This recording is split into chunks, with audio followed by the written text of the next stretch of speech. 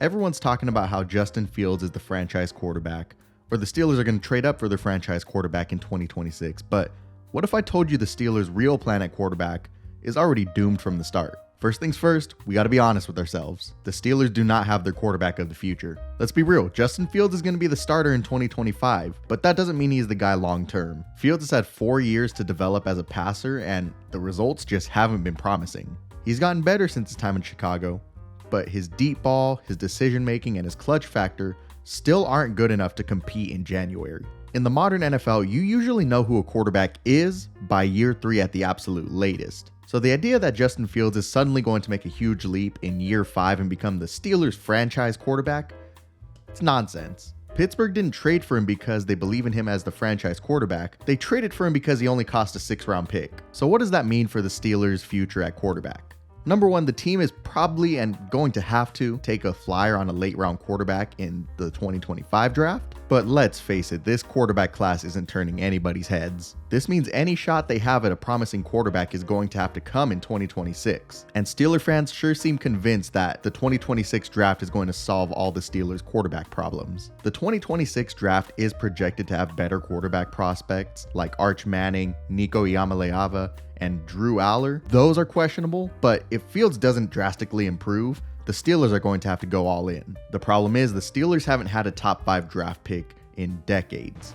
First choice, first round, Pittsburgh Steelers. Steelers select Terry Bradshaw, quarterback, Louisiana Tech. Pittsburgh has been treading water, floating around 500 for the last several years. And if that trend continues the way we expect it to, they're not going to land a future franchise quarterback without having to trade up. Recent history tells us that moving up for a quarterback is expensive.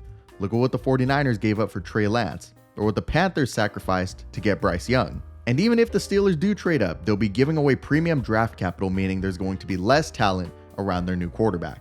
But even if they end up with an Arch Manning or a Nico Iamaleava, it's not going to matter. We have to talk about the Mike Tomlin problem. As long as Mike Tomlin is running the show, this cycle of mediocrity is going to continue. Mike Tomlin has botched the development of every young quarterback he's ever had. Let's look at his track record. Dennis Dixon and Josh Dobbs were never more than spot starters in this league. Landry Jones never panned out, Mason Rudolph never got better, Kenny Pickett got worse since year 1, and Justin Fields, the best of all those quarterbacks, got benched before the bye week.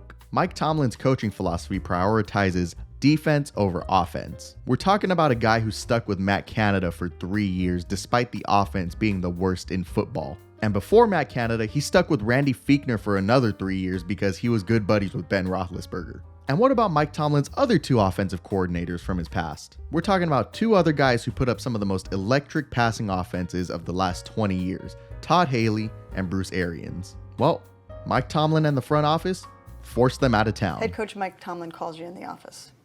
What happened? He said, I'll get you your bread. And I said, well, I'm heading to the lake, just give me a call. I got a call on Monday and said, I can't get you the money. I said, okay. He said, no, I can't get you a contract. I said, are you firing me?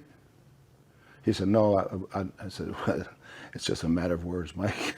Let's look at the facts. Mike Tomlin failed to give every young quarterback he's ever had the necessary offensive support that they need to develop and get better. Why do we expect the next guy to be any different? The harsh reality is the Steelers are going to draft a quarterback in 2026. That much is obvious. What else is obvious is they're probably going to have to trade some serious draft capital to move up in the draft to go get those quarterbacks. But it's not going to fix anything until the system changes. Don't let people fool you. The real problem isn't just the quarterback in Pittsburgh. It's the organization's refusal to evolve and prioritize the offensive side of the football. My name is Devin Engel. This is the Here We Go Show. Be different.